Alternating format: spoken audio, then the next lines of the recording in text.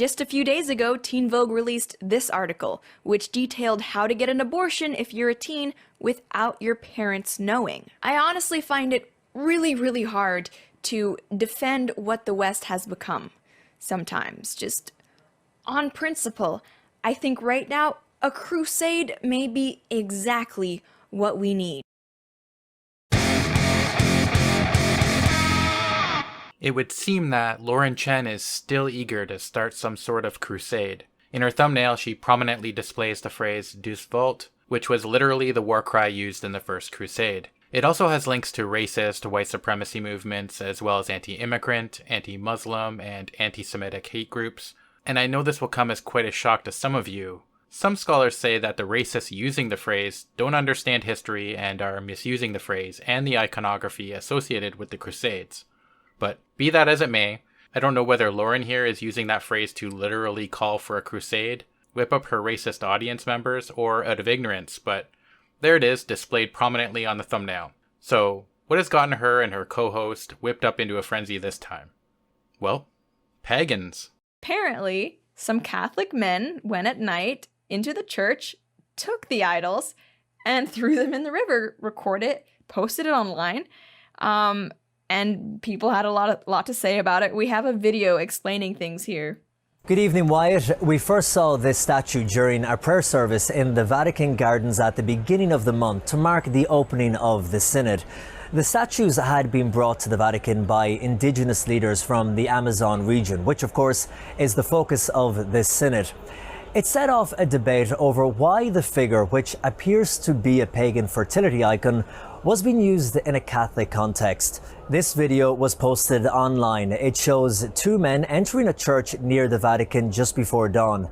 One enters the side altars and gathers up 5 of the statues and carries them out of the church. They proceed a short distance down the street to Castel Sant'Angelo, where one by one they knocked the statues off the bridge and into the Tiber River.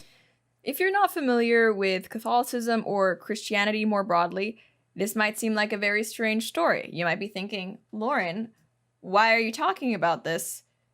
I want to hear more about Miley Cyrus. That may be you. But okay, the thing is, idolatry is a big no-no in Christianity. One of the biggest no-nos, I would dare say, if we're going off the 10 Commandments. You should not do it. Sorry for the longish clip, but I wanted to make sure the information was all there. To add to it, according to another news source, quote, the statues were on display within the church along with other Amazon artifacts in celebration of Amazonian indigenous culture. Pachamama is a supreme goddess revered by the indigenous people of the Amazon. She is the Earth Mother and Time Mother, representing fertility and presiding over sowing and harvest. Her name has become equivalent to Mother Nature, and her image has become intimately associated with environmental protection. End quote.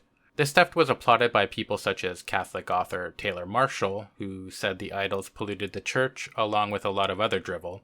Although, curiously, he too also seems to be cool with hanging out with white supremacists like Faith Goldie, more than once. And Gary Michael Voris, part of the church militant, you know, the anti-LGBT hate group. But I'm sure that's all just a coincidence. Anyway, there are many Catholics, and Christians in general, who condemn the theft and destruction of property, and worry that it could inspire additional criminal behavior, but Lauren Chen isn't one of them. I mean, theft is always wrong, and we'll see a tweet about that in a second, but there's definitely some conditions around that. Right. No, for sure. And theft is always wrong, but there's definitely some conditions around that. Which is it? If it's always wrong, there are no conditions that would make it right. And why are you nodding your head to that, Lauren? There's nothing for sure about that statement. And stealing is wrong, I think. Yeah. And categorically almost it's wrong. Almost, basically always. As categorically that goes, right? Theft is wrong, but I don't actually think that this is stealing, first of all. I don't. They clearly did not intend on keeping the idols as they threw them into the river. I think that this is just, calling stealing is miscategorizing what this is. This was a destruction of a pagan idol in a church. And I think that there's concepts like just war, and there are times when it is completely Christian to do something like this. It's acceptable when Jesus goes into the temple and upturns the merchants, right? No. So yeah, I think that this is not theft by any means, and I think that this was a moral action. This guy is implying that taking property that doesn't belong to you isn't theft unless you keep it. If you destroy it, then it's not theft. So, a person steals a car but doesn't intend to keep it. Instead, he crashes into a wall and flees the scene. Not theft? Calling it stealing is absolutely not miscategorizing it. And on top of that, destruction of property is an additional crime. Also, nameless co-host guy seems to be saying that this was a just action because it's a holy war, and then he goes even further by comparing Jesus, a supposed freaking god, with thieves who steal property and destroy it.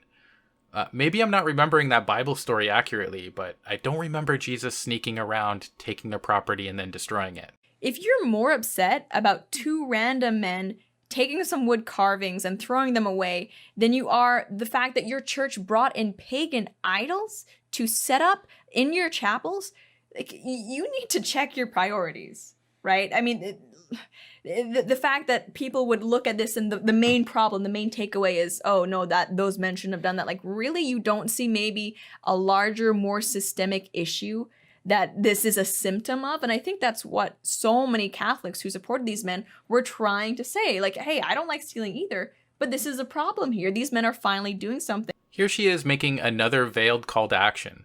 She's implying that these men aren't criminals. They're just finally doing something about this degeneracy. Man, if you look at it in a certain way, maybe they're even actually a little heroic, right? If they wanted to do something, why not talk to the church? How about doing something about it legally, Lauren? And also, that's a boatload of whataboutism there, Lauren. You can be upset that your church has pagan idols, and be upset that criminals stole them and threw them in a river. However, I always find it strange when Catholics complain about idol worship, when they literally surround themselves with idols and symbols of saints, even praying to them for help. Our values and our morals have been coming from secularism instead of from what is biblical, and that's a huge problem. No, it's the opposite of a problem. Secular ethics far outstrips religious morality. The most religious nations on earth are often some of the most violent and authoritarian. They often treat women and outgroups cruelly, and they're some of the worst places to live if you value human rights and freedom. Once a nation becomes more financially stable, prosperous, and wealthy, they usually become more secular.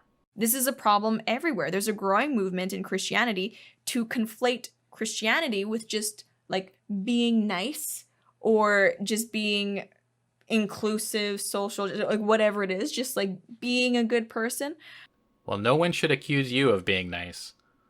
But wow, that clip really says a lot about your version of Christianity. You're putting down being a good person. How far down the far-right rabbit hole do you have to go to shit-talk being a nice person in favor of being a thieving prick? Some Catholics might say throwing out a different religion statue isn't very nice. What's wrong with trying to be more inclusive by featuring different cultures? And here's the thing. Not in a church. Not in a church, right? No.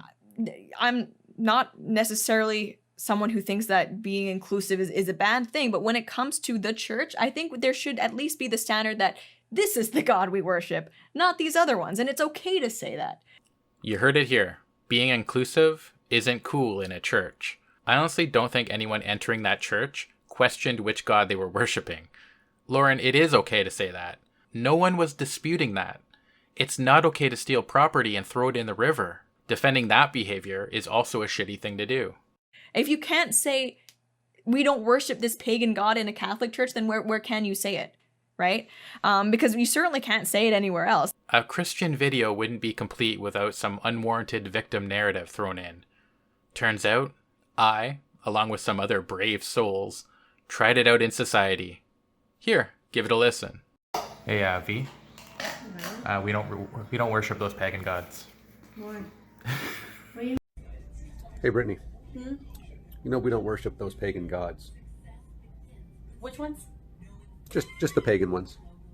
Yeah, sure. Cool, thanks.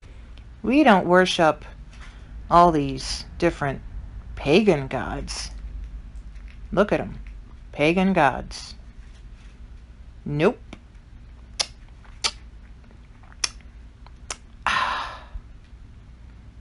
Did I just say that in public? Hey, Chad. We don't worship these pagan gods. That's all I have for today. I just wanted to say very quickly that I've started designing my own D&D maps, and once they're finished, I post them on my Patreon page for all of my patrons. If you're into D&D, for as little as $1 a month, you'll have access to past and present maps, which are compatible with virtual tabletops, especially Roll20. Okay, so that's actually it for now. Hope you enjoyed the video. Take care and cheers. You take me home, invite me in. The lights go down and we